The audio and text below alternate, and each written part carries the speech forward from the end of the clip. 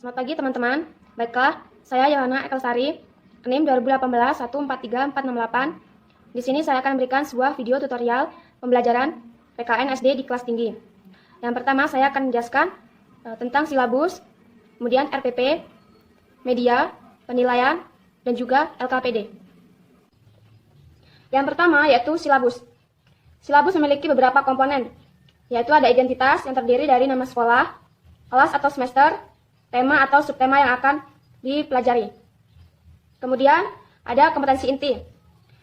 Kompetensi dasar ini mencakup beberapa mata pelajaran, yaitu ada IPS, IPA, Bahasa Indonesia, Matematika, dan masih banyak lagi. Kemudian materi pembelajaran dan juga kegiatan pembelajaran. Baiklah, sekarang saya akan menjelaskan tentang RPP. RPP adalah rencana pelaksanaan pembelajaran. Yang pertama ada identitas. Identitas itu terdiri dari sekolah, kelas atau semester, tema, subtema, pembelajaran, dan alokasi waktu. Saya mengambil tema 5, yaitu pahlawanku, subtema 1, perjuangan pahlawanku, dan yang kedua, yaitu kompetensi inti. Yang ketiga, ada kompetensi dasar dan indikator pencapaian. Untuk kompetensi inti dan kompetensi dasar, itu sudah ada dalam silabus. Di RPP saya kali ini, saya akan fokus kepada kompetensi dasar PKN kelas tinggi. Kompetensi dasar yang pertama, yaitu 3.1, memahami makna hubungan simbol dengan sila-sila Pancasila. Indikator pencapaian, yaitu mampu menelaah makna hubungan simbol dengan sila-sila Pancasila. Kompetensi dasar 4.1, menjelaskan makna hubungan simbol dengan sila-sila Pancasila sebagai satu kesatuan dalam kehidupan sehari-hari. Indikator pencapaian yaitu mampu menyimpulkan makna hubungan simbol dengan sila-sila Pancasila sebagai satu kesatuan dalam kehidupan sehari-hari. Yang keempat itu ada tujuan pembelajaran. Tujuan pembelajaran menggambarkan proses dan hasil belajar yang diharapkan oleh peserta didik sesuai dengan kompetensi dasar. Kemudian yang kelima itu ada materi pembelajaran. Materi itu merupakan bahan pembelajaran yang akan diajarkan oleh siswa. Yang keenam ada metode dan pendekatan. Dalam RPP saya kali ini, saya mengambil metode discovery. Alasan saya mengambil metode ini yaitu karena siswa dituntut untuk belajar secara aktif dan mandiri, serta kreatif untuk menemukan konsep, teori, aturan, pengetahuan, serta pemahaman melalui contoh-contoh yang sudah dijumpainya dalam kehidupan sehari-hari.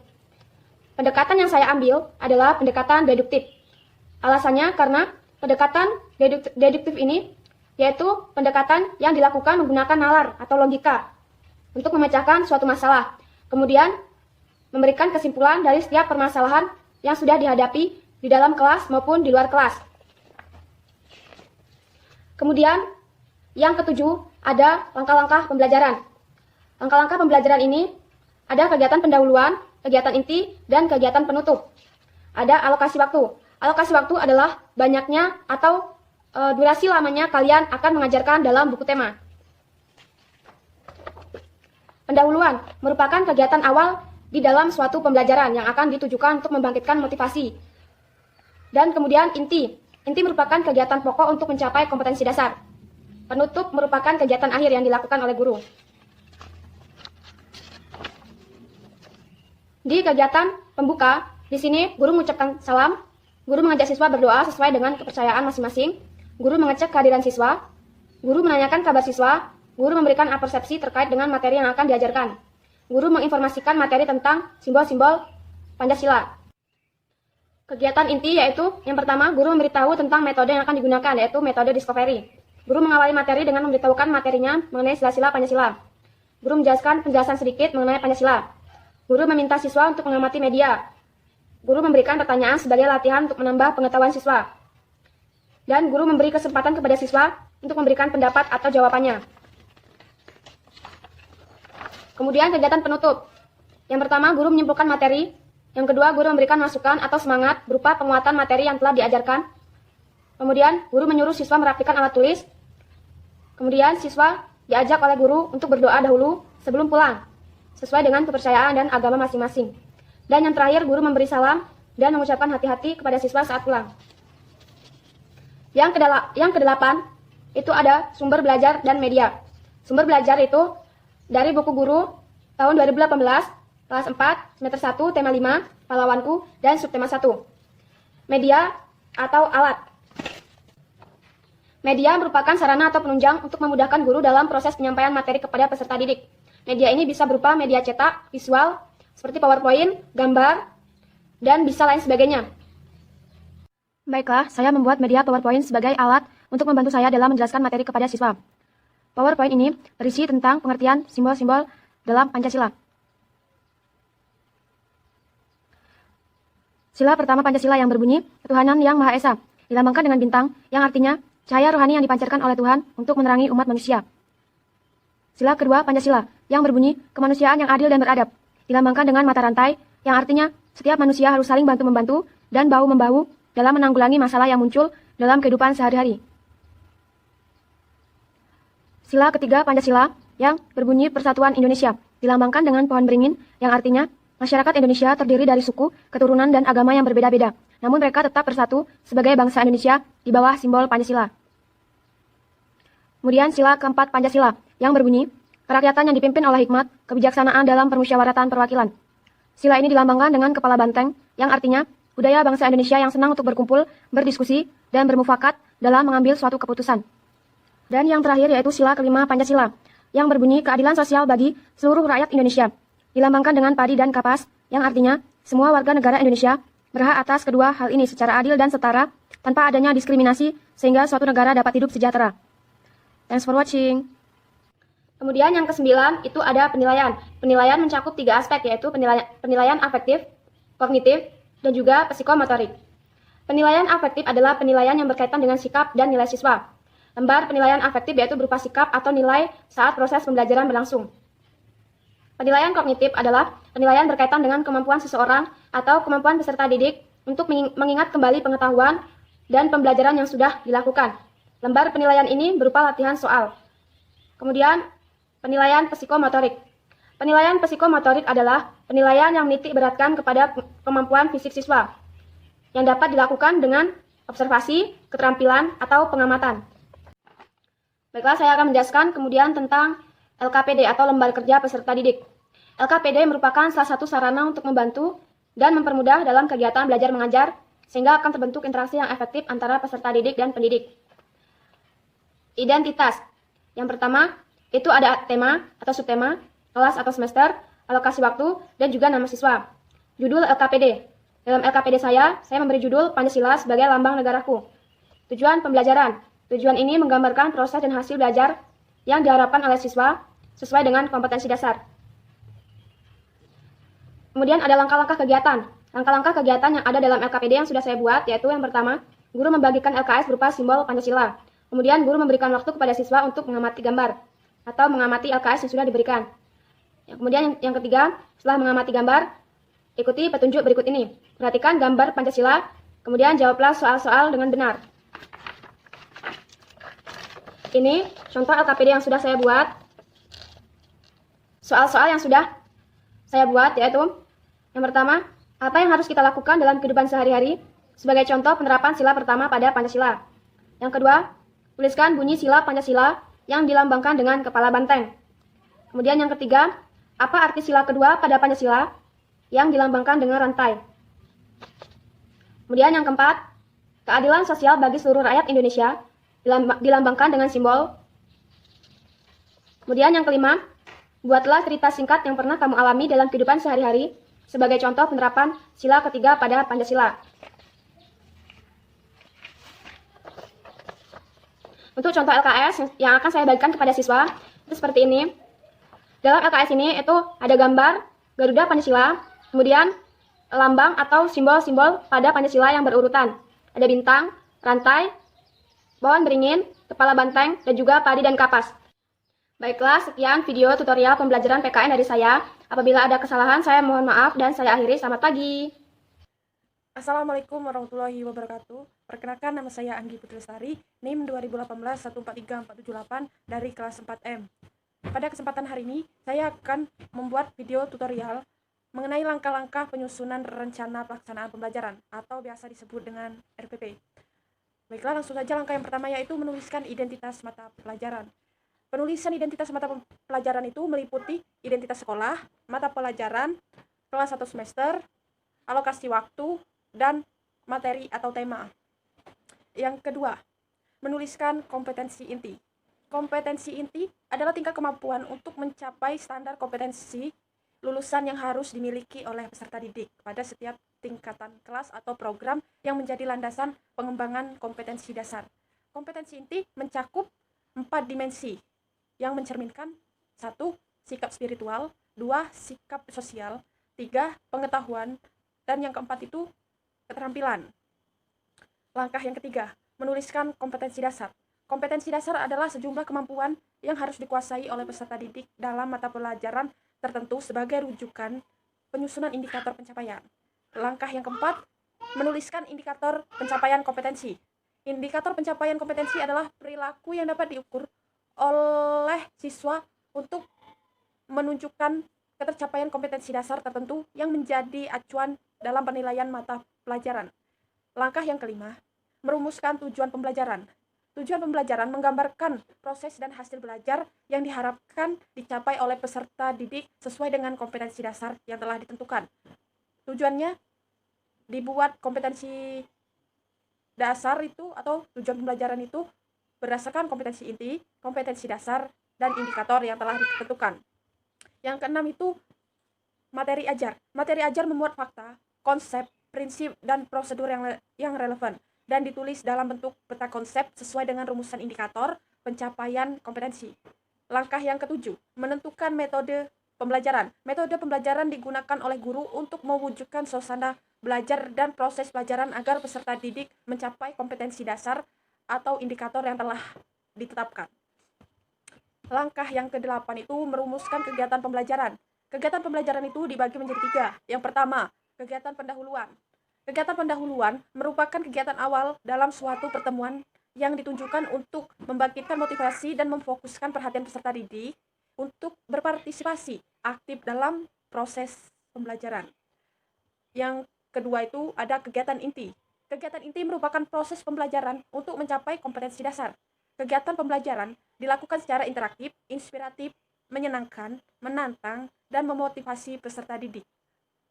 Dalam kegiatan inti ini, peserta didik diajak untuk berpartisipasi aktif, memberikan ruang yang cukup bagi kreativitas dan kemandiriannya sesuai dengan bakat, minat, dan perkembangan fisik serta psikologisnya.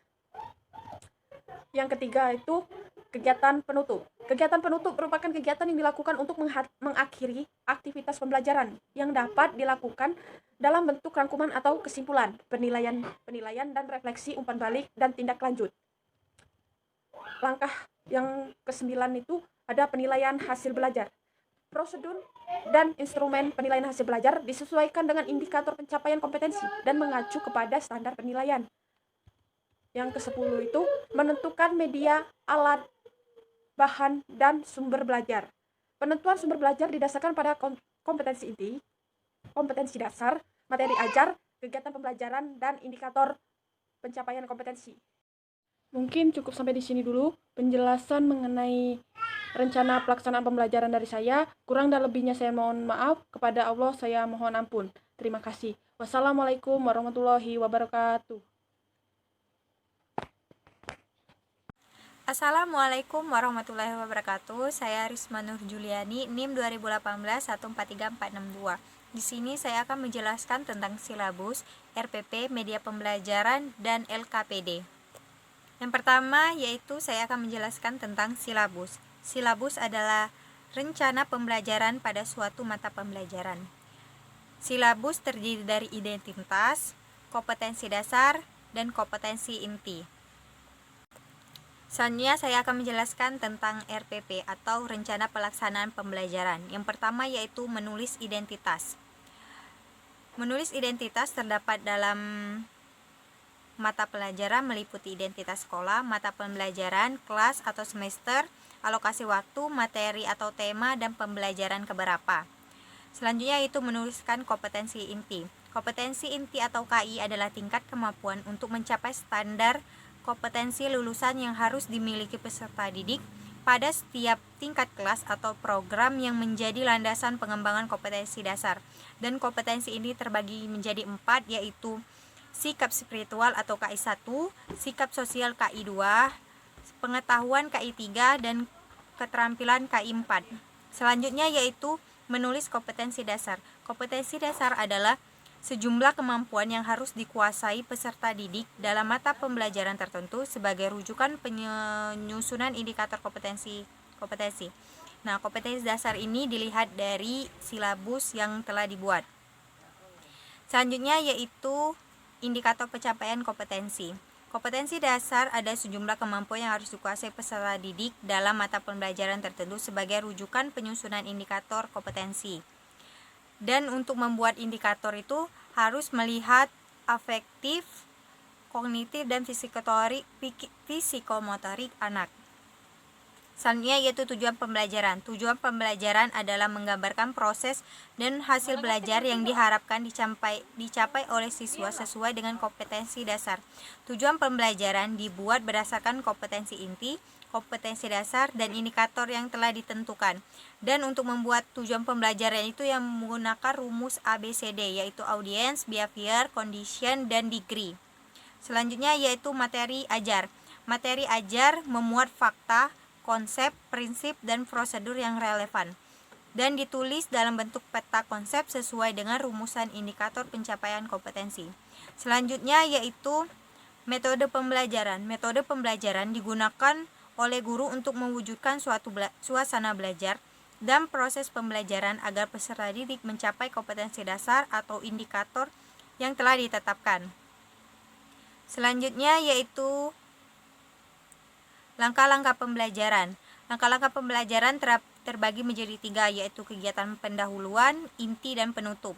Kegiatan pendahuluan merupakan kegiatan awal dalam suatu pertemuan pembelajaran yang ditujukan untuk membangkitkan motivasi dan memfokuskan perhatian peserta didik untuk berpartisipasi aktif dalam proses pembelajaran.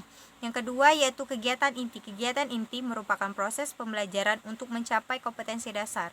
Kegiatan pembelajaran dilakukan secara interaktif, inspiratif, menyenangkan, menantang, dan memotivasi peserta didik.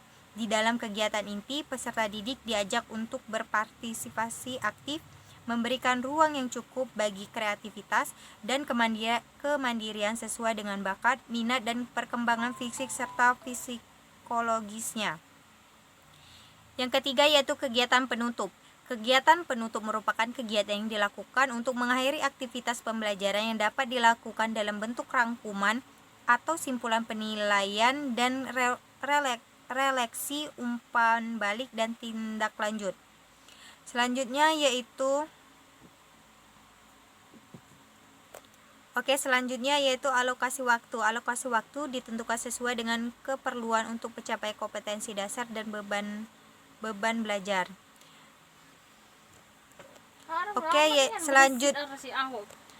Selanjutnya yaitu menentukan media, alat, bahan, dan sumber belajar. Nah, media yang saya gunakan yaitu menggunakan peta dan PowerPoint. Dan alat dan bahan tergantung apa yang kita buat dari media tersebut. Dan sumber belajar bisa dari Google, buku, atau internet lainnya. Selanjutnya yaitu media. Media itu adalah alat untuk memudahkan guru untuk menyampaikan materi yang akan diajarkan. Baiklah, media yang saya gunakan di sini yaitu menggunakan PowerPoint tentang peta dan juga gambar wilayah Indonesia. Selanjutnya yaitu LKPD atau lembar kerja peserta didik. Di sini saya membuat tentang langkah-langkah atau siswa cara membuat peta khusus wilayah yang telah disepakati. Oke, sekian penjelasan dari saya. Kurang lebih saya mohon maaf, kepada Allah saya mohon ampun. Saya akhiri. Wassalamualaikum warahmatullahi wabarakatuh. Assalamualaikum warahmatullahi wabarakatuh. Perkenalkan, nama saya Nini Testiani, NIM 2018 143486. Baiklah, di sini saya akan menjelaskan tentang silabus, RPP, dan LKPD atau lembar kerja peserta didik. Baiklah, di sini saya akan menjelaskan tentang silabus. Saya di sini mengambil kelas 5, tema 8 lingkungan sahabat kita dan subtema 2 perubahan lingkungan dan pembelajaran ketiga. Yang di dalam silabus itu ada kompetensi IT. Nah, kompetensi IT itu mengambil dari buku guru, sudah ada di buku guru. Yang kemudian ada kompetensi dasar. Kompetensi dasar juga sudah ada di buku guru. Contohnya kompetensi dasar, saya di sini menekankan pembelajaran PKN saja. Yang kompetensi dasarnya yaitu 3.3 menelaah keragaman sosial budaya masyarakat. Indikatornya yaitu 3.3.1 menjelaskan keragaman sosial budaya masyarakat. Yang kedua 3.3.2 menganalisis keragaman sosial budaya masyarakat. Yang ketiga 3.3.3 menyimpulkan keragaman sosial budaya masyarakat. Yang ketiga yaitu adalah materi pokok. Yaitu materi pokoknya yaitu menjelaskan tentang kebudayaan, tentang budaya, keragaman sosial budaya masyarakat. Yaitu pembelajarannya melakukan dan mendiskusikan keragaman sosial budaya dan masyarakat. Itu yang keempat ada penilaian. Penilaian di sini ada 3. Yang pertama ada penilaian sikap, pengetahuan, dan penilaian keterampilan. Dan di sini juga ada sumber belajar. Sumber belajarnya itu ada di buku guru dan buku siswa. Materinya itu tentang keragaman sosial budaya masyarakat. Nah, di sini saya akan mengambil kelas 5 tema 8 lingkungan sahabat kita dan subtema 2 perubahan lingkungan. Baiklah, di sini saya akan menjelaskan tentang silabus. Saya di sini mengambil kelas 5 tema 8 lingkungan sahabat kita dan subtema 2 perubahan lingkungan dan pembelajaran ketiga. Yang di dalam silabus itu ada kompetensi IT. Nah, kompetensi IT itu mengambil dari buku guru, sudah ada di buku guru.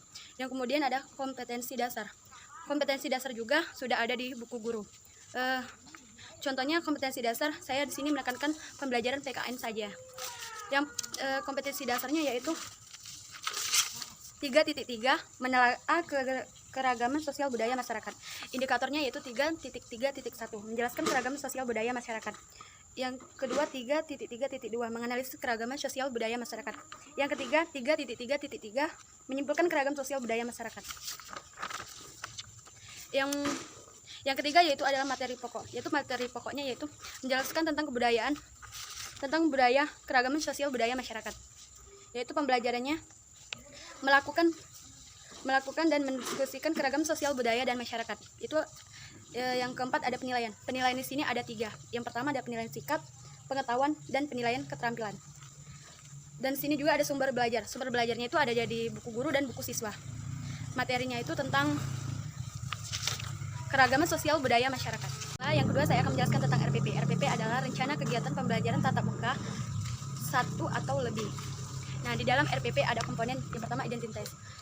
Yang pertama ada satuan pendidikan. Yang kedua kelas atau semester, tema, subtema pembelajaran, fokus pembelajaran atau alokasi waktu.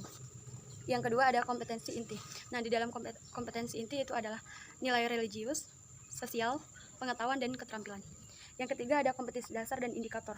Nah, kompetensi dasar sini saya akan menekankan tentang pembelajaran PKN saja.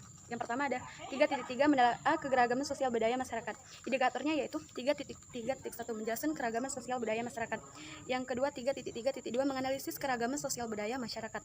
Yang ketiga 3.3.3 menyimpulkan keragaman sosial budaya masyarakat. Nah, yang keempat ada tujuan pembelajaran. Nah, tujuan pembelajaran itu seperti dia menggunakan rumus ABC, A audience, B behavior, C condition, dan D degree. Itu yang pertama ada A, dengan membaca teks siswa mampu menyusun keragaman sosial budaya masyarakat melalui diskusi dengan tepat. Yang kedua dengan mengamati siswa mampu menganalisis keragaman sosial budaya masyarakat melalui diskusi dengan tepat. Yang ketiga dengan membaca teks siswa mampu menyimpulkan keragaman sosial budaya masyarakat melalui diskusi dengan benar. Yang keempat dengan mengamati siswa mampu mendiskusikan kegiatan yang mendukung keragaman sosial budaya masyarakat, diskusi dengan benar. Yang kelima yaitu ada materi pembelajaran. Nah, materi pembelajaran itu menjelaskan sosial budaya masyarakat Indonesia. Yang keenam ada metode pembelajaran. Nah, di sini saya mengambil pendekatan saintifik, strategi cooperative learning, yaitu metodenya simulasi, percobaan, tanya jawab, dan diskusi. Yang ketujuh ada kegiatan pembelajaran. Di dalam kegiatan pembelajaran itu ada 3. Yang pertama pendahuluan, yang kedua inti, yang ketiga penutup. Nah, di dalam kegiatan pendahuluan itu pertama guru mengucapkan salam dan menanyakan kabar. Yang kedua, guru mengecek kehadiran. Yang ketiga, guru menyanyikan lagu daerah. Yang keempat, siswa berdoa sebelum belajar. Kelima, guru memberikan pertanyaan tentang materi minggu kemarin. Yang kedua yaitu tentang kegiatan inti. Itu siswa diberikan penjelasan mengenai materi. Yang kedua, guru menjelaskan keragaman sosial budaya masyarakat. Yang ketiga, siswa disuruh untuk menganalisis keragaman sosial budaya masyarakat. Kemudian siswa membagi beberapa kelompok untuk melakukan diskusi. Yang terakhir, guru meminta siswa untuk mendiskusikan kegiatan yang mendukung keragaman sosial budaya masyarakat. Yang ketiga yaitu kegiatan penutup. Guru meminta salah satu siswa untuk memberikan kesimpulan tentang materi yang telah dipelajari hari ini. Yang kedua yaitu guru menyimpulkan kembali materi yang telah dia sampaikan. Ketiga, guru memberikan materi selanjutnya kepada siswa untuk pembelajaran selanjutnya. Yang keempat, guru meminta kepada siswa untuk memimpin doa sebelum pulang. Yang kelima, guru menutup pembelajaran. Poin yang ke-8, sumber dan media. Sumber belajarnya itu buku tema kelas 5, tema 8, subtema 2, buku guru dan buku siswa. Baiklah, media yang saya gunakan di sini yaitu tentang teks bacaan, proyektor, atau bisa juga dengan PowerPoint. Yang ke-9 ada penilaian. Penilaian di sini ada 3. Ada kognitif, efektif, dan psikomotorik. Baiklah, yang ketiga saya akan menjelaskan LKDP. LKDP itu sendiri adalah lembar kerja peserta didik. Bisa Anda lihat di gambar berikut ini.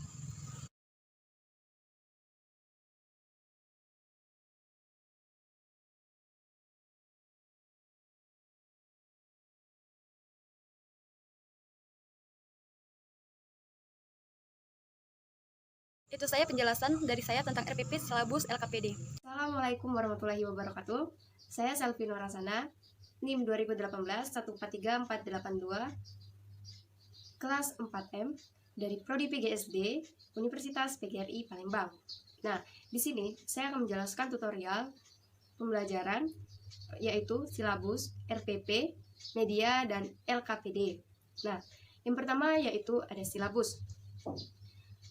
Silabus di sini saya mengambil dari kelas 4 semester 2 yaitu tema 9 kayanya negeriku dan subtema 2 pemanfaatan kekayaan alam di Indonesia. Muatan terpadu pembelajaran PKN pembelajaran ke-6. Di dalam silabus ini terdapat kompetensi dasar. Yang pertama yaitu 1.3, mensyukuri keberagaman umat beragama di masyarakat sebagai anugerah Tuhan Yang Maha Esa dalam konteks Bhinneka Tunggal Ika. Selanjutnya yaitu 2.3, bersikap toleransi dalam keberagaman umat beragama di masyarakat dalam konteks Bhinneka Tunggal Ika. Selanjutnya yaitu 3.2, mengidentifikasi pelaksanaan kewajiban dan hak sebagai warga masyarakat dalam kehidupan sehari-hari. Selanjutnya yaitu 4.2, menyajikan hasil identifikasi pelaksanaan kewajiban dan hak kewajiban warga masyarakat dalam kehidupan sehari-hari, yaitu RPP, Rencana Pelaksanaan Pembelajaran. Satuan Pendidikan, SD Negeri 220 Palembang, kelas semester 4, semester 2. Tema, kayanya negeriku, tema 9, subtema, pemanfaatan kekayaan alam di Indonesia, subtema 2, muatan terpadu, PKN, pembelajaran ke-6. Selanjutnya yaitu yang pertama, kompetensi inti. Biasanya kompetensi inti ini sudah berada di dalam buku guru, yaitu ada 4. Selanjutnya, kompetensi dasar, biasa disebut dengan KD. Di sini saya mengambil muatan PKN. Seperti yang sudah saya jelaskan di dalam silabus tadi, ada 4. Yang pertama yaitu 1.3, mensyukuri keragaman umat beragama di masyarakat sebagai anugerah Tuhan Yang Maha Esa dalam konteks Bhinneka Tunggal Ika. Yang kedua yaitu 2.3, bersikap toleransi dalam keberagaman umat beragama di masyarakat dalam konteks Bhinneka Tunggal Ika. Yang ketiga yaitu 3.2, mengidentifikasi pelaksanaan kewajiban dan hak sebagai warga masyarakat dalam kehidupan sehari-hari. Yang keempat yaitu 4.2, menyajikan hasil identifikasi pelaksanaan kewajiban dan hak sebagai warga masyarakat dalam kehidupan sehari-hari. Selanjutnya yaitu ada tujuan. Biasanya tujuan ini diambil dari KD dan indikator pembelajaran. Nah, tujuan ini ada 3. Dengan mengidentifikasi perilaku-perilaku orang-orang di sekitarnya, siswa dapat menunjukkan pelaksanaan hak dan kewajiban dalam kehidupan sehari-hari dengan penuh kepedulian. Yang kedua yaitu dengan mengamati. Siswa dapat menemukan contoh perilaku yang baik, menunjukkan pelaksanaan hak dan kewajiban dalam kehidupan sehari-hari dengan penuh kepedulian. Yang ketiga dengan wawancara. Siswa dapat mengetahui bentuk-bentuk konserensi yang ada di daerah tempat tinggalnya dengan penuh kepedulian. Yaitu ada materi. Di sini saya mengambil materi hak dan kewajiban dalam kehidupan sehari-hari dengan penuh kepedulian. Yang kedua yaitu bentuk-bentuk konsersi yang ada di daerah tempat tinggal dengan penuh kepedulian. Metode. Di sini saya menggunakan metode penugasan, pengamatan, tanya jawab, diskusi, dan ceramah. Nah, ada pun kegiatan pembelajaran. Kegiatan pembelajaran ada pendahuluan. Nah, dalam pendahuluan ini biasanya guru memberikan salam terlebih dahulu dan mengajak siswa untuk berdoa dengan menurut kepercayaan agama masing-masing. Selanjutnya yaitu guru melakukan komunikasi tentang kehadiran siswa seperti mengabsen dan menanyakan yang tidak hadir. Nah, selanjutnya yaitu mengajak siswa untuk bertepuk tangan dan menyanyikan lagu Indonesia Raya. Selanjutnya, guru menyiapkan siswa untuk berdiri dan memeriksa kerapian siswa. Nah, selanjutnya yaitu ada kompetensi. Selanjutnya ada inti. Yang pertama, pada kegiatan Ayo Membaca, siswa diberi waktu 15 menit untuk membaca dan mengamati gambar tentang bentuk-bentuk kerjasama dalam masyarakat sebagai perwujudan pelaksanaan kewajiban terhadap sumber daya alam. Itu sudah dijelaskan dalam buku siswa. Dan selanjutnya, guru mengarahkan siswa untuk membentuk kelompok dan selanjutnya berdiskusi guna pertanyaan-pertanyaan pada guru sebagai panduan untuk berdiskusi. Selanjutnya yaitu guru dapat menerapkan alternatif berikut sebagai metode pembelajaran. Itu sudah dijelaskan di dalam buku siswa. Jadi siswa dapat melihat di dalam buku masing-masing. Selanjutnya yaitu guru meminta siswa untuk membaca dan memahami teks yang berjudul Gotong Royong, Bentuk Kerjasama dan Keragaman Masyarakat. Nah, guru mengarahkan siswa untuk benar-benar memahami isi bacaan dengan menentukan bacaan di masing-masing paragraf. Tujuan kegiatan untuk meningkatkan kemampuan membaca, menambah pembendaharaan kata bagi siswa. Yang ketiga, menambahkan pengetahuan siswa. 4, mendidik siswa untuk gemar membaca. Nah, selanjutnya ayo mengamati. Guru memberi stimulus ide, gagasan, dan motivasi siswa dengan kegiatan pengamatan perilaku orang-orang di sekitarnya. Yang kedua yaitu sasaran. Kegiatan pengamatan adalah menumbuhkan kemampuan analisis dan identifikasi siswa. Oleh karena itu, guru meminta siswa untuk secara cermat atau detail mengamatinya. Kemudian guru memberikan kesempatan yang besar kepada siswa untuk mengkomunikasikan hasil pengamatan tersebut. Selanjutnya, guru mengarahkan siswa untuk membentuk kelompok dan diskusi kembali untuk menjawab pertanyaan pada buku siswa yang sudah tersedia di masing-masing siswa. Nah, selanjutnya ayo mencoba. Siswa membentuk kelompok yang bersangkutan, 3 atau 4 orang. Masing-masing kelompok membuat kereta angin sesuai dengan prosedur yang ada pada buku siswa. Guru menunjukkan bahwa mainan kereta angin merupakan salah satu contoh pemanfaatan perubahan energi dalam hidup sehari-hari. Guru mengajak melakukan kegiatan ini di luar kelas. Guru selalu menekankan keselamatan diri dan orang dalam selama kegiatan berlangsung. Hasil yang diharapkan oleh seorang guru yaitu siswa terampil dan kreatif, siswa mampu bekerja sama dengan orang lain, siswa mengetahui contoh pemanfaatan perubahan energi dalam kehidupan sehari-hari. Nah, selanjutnya yaitu siswa disuruh atau penugasan. Siswa disuruh mengisi tabel mengenai kompetensi yang sudah dipelajari, berkaitan dengan siklus yang sudah dipelajari, dan berkaitan dengan hidup hewan, lingkungan, dan keterampilan. Nah, hasil yang diharapkan, siswa meningkatkan kegiatan belajarnya sesuai dengan tingkat pencapaian yang dicapai. Selanjutnya itu ada penutup. Guru menyimpulkan pembelajaran. Yaitu penutup. Guru menyimpulkan pembelajaran pada hari itu. Nah, setelah itu guru memberi motivasi kepada siswa dan selanjutnya guru meminta siswa untuk membaca doa dan guru memberikan salam kepada siswa. Nah, selanjutnya yaitu sumber dan media. Sumber yang saya dapatkan yaitu buku pedoman guru tema 9 kelas 4 dan buku siswa tema 9 kelas 4. Buku tematik terpadu kurikulum 2013. Yang kedua yaitu buku sekolah manusia Munif Chetip. Yang ketiga yaitu software pengajaran SD kelas 4. Terus yaitu buku siswa, gambar tentang siklus hidup hewan, dan daftar pertanyaan kepada siswa. Penilaian.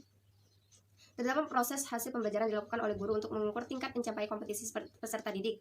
Hasil penilaian digunakan sebagai bahan penyusunan laporan kemajuan hasil belajar dan digunakan sebagai bahan pembelajaran. Penilaian terhadap materi ini dapat dilakukan sesuai kebutuhan guru, yaitu dari pengamatan sikap, tes pengetahuan, dan presentasi untuk kerja atau hasil karya dengan rubrik penilaian sebagai berikutnya, yaitu yang pertama ada aspek.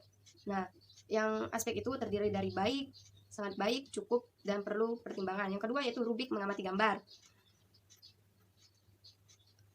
Selanjutnya yaitu media. Media yang saya gunakan ini, media tentang gambar. Nah, gambar ini ditempelkan di depan kelas untuk agar siswa bisa melihat langsung gambar tersebut. Media ini dibuat dengan menggunakan karton yang besar agar bisa digambar dan ditempelkan di depan kelas agar siswa dapat mengamati sendiri gambar tersebut. Yaitu LKPD, Lembar Kerja Peserta Didik. Nah, di dalam lembar kerja peserta didik ini, seperti yang sudah saya jelaskan di dalam RPP tadi, saya memberikan tugas kepada siswa untuk berdiskusi dan menjawab pertanyaan-pertanyaan yang saya berikan. Nah, di dalam lembar kerja peserta didik ini terdapat sikap, pengetahuan, dan keterampilan. Mungkin itu saja video yang dapat saya sampaikan. Mohon maaf atas kesalahan yang saya perbuat. Semoga bermanfaat untuk kita semua. Assalamualaikum warahmatullahi wabarakatuh.